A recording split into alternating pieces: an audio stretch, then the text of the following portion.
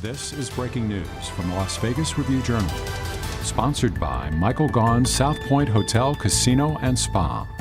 The grand jury has met, and yesterday in grand jury case number 22 CGJ 117X by vote of 12 or more grand jurors, they've indicted Dwayne Keith Davis, aka Keefy D, on one count of murder with use of a deadly weapon and with the intent to promote, further, or assist a criminal gang. The indictment is signed by myself, as well as the foreperson of the grand jury. Thank you. Ms. Foreperson, did at least 12 members of the grand jury concur in finding a true bill on each count as to this defendant charged in the indictment? Yes, we did, Your Honor. Thank you. The indictment will be filed. Receive case number C-23-377407-1. Will be assigned to Department number 10. What's the state's position as to Warner summons? Warrant, Your Honor. Mr. Davis is actually currently in police custody. He was, as of this morning, taken into custody on probable cause. As a history of what the factual scenario here is, this case actually stems from an event that occurred on September 7th of 1996. Prior to that time period, there was a record label by the name of Death Row Records that was headed up by an individual by the name of Marion Suge Knight. Mr. Knight associated closely with gang members out of Compton by the name of the Mob Piru. They were Bloodset. One of his star artists was an individual by the name of Tupac Shakur. The Mob Piru had a natural competition or were in disputes with another gang in Compton by the name of the Southside Compton Crips. And by mid-September or mid-1996, there wasn't much of a distinction between Mob Piru and Death Row Records. Shortly before September of 1996, there was an incident in which some Southside Crips and some Mob Piru gang members got into a physical fight, and during that fight, which on the South side involved Orlando Anderson, and on the Mob Piru side involved an individual named Trayvon Lane, there was an effort to steal a Death Row Records chain that was on Trayvon Lane's neck.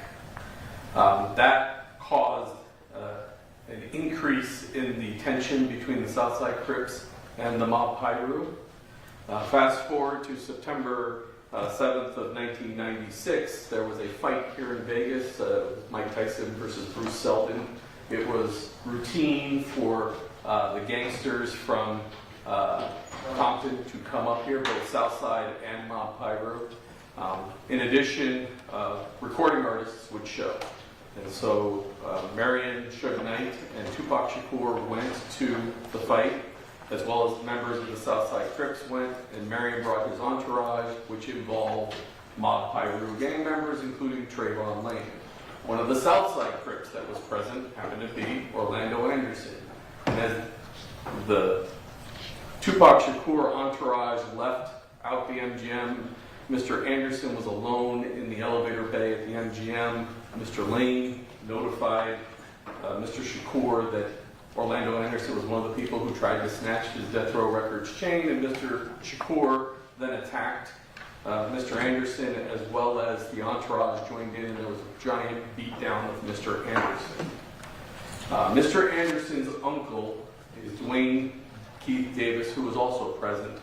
He is the head of, or was the head of, the Burr Street faction of the Southside Compton Crips. Shortly after Mr. Anderson received his beating at the MGM, Mr. Davis found out about it, and during that, he formulated a plan to exact revenge upon Mr. Knight and Mr. Shakur. In furtherance of that, he acquired a .40 caliber Glock firearm from a drug associate that he had. He then, along with other members of Southside, loaded up into two vehicles and went over to the Club 662, which was a club that was down on East Flamingo, where Tupac Shakur was supposedly going to give a concert later that evening. They remained at that scene for a short period of time, but Mr. Knight and Mr. Shakur did not show. They figured that they better get out of there as they were lying in wait for them, and they drove and stopped at a liquor store. When they stopped at a liquor store, Mr. Davis, who was actually originally in the van, decides, I don't want to be in this van anymore because these individuals are not down with what I want to do, which is I want to go and shoot Tupac Shakur and Suge Knight for beating my nephew down in the MGM.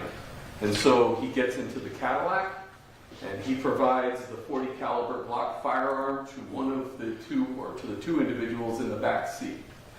The driver of that Cadillac was a person by the name of Terrence Bubble Up Brown. The passenger behind the driver was an individual named Big Dre Smith, also known as Freaky. And the rear passenger was his nephew, Orlando Anderson.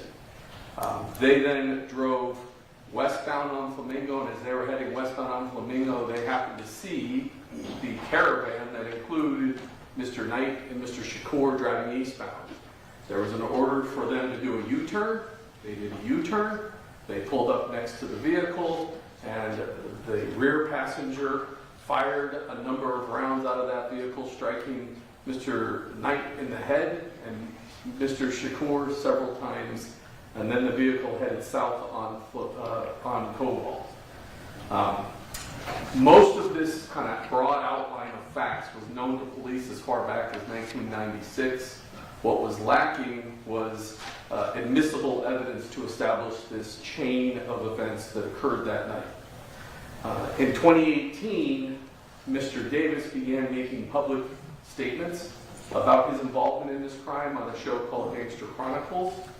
In 2019, Mr. Davis decided to write a book, and an autobiography of his life as the head of the Burris Street, Southside Compton Crips, acknowledging that he was a high-level drug dealer, he was the shot caller, or as he put it, if we were in an army, I was the 5-star general. He admitted within that book that he did acquire the firearm with the intent to go hunt down Mr. Shakur and Mr. Knight.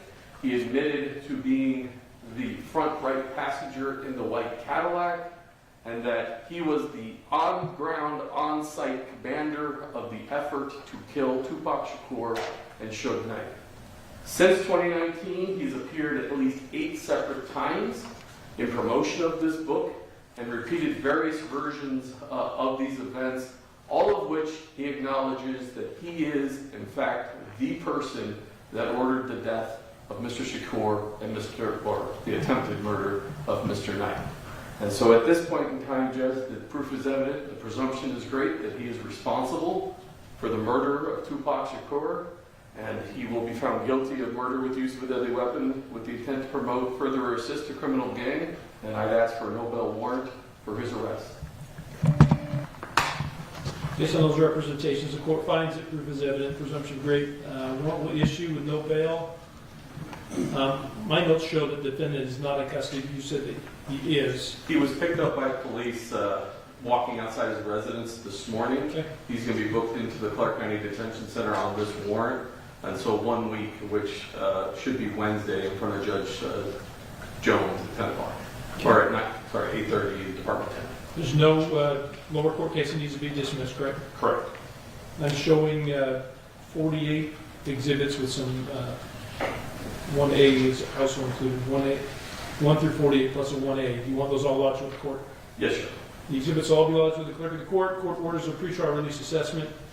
Are there any material witness warrants that need to be quashed? There is. All right, we'll give you, you said 1 week on Wednesday next week? Wednesday next week. Okay. October 4th at 8:30 a.m. in Department 10. Thank you. Next case. Yes, yesterday in grand jury case number 22 CGJ 129A and B, the grand jury retrieved a 2 bill against Fernando Conde and Tanya Carolina Avila, charging them with, as it relates to Conde, 5 counts of loot. You've been watching breaking news from the Las Vegas Review-Journal, sponsored by Michael Gaughan's South Point Hotel, Casino, and Spa.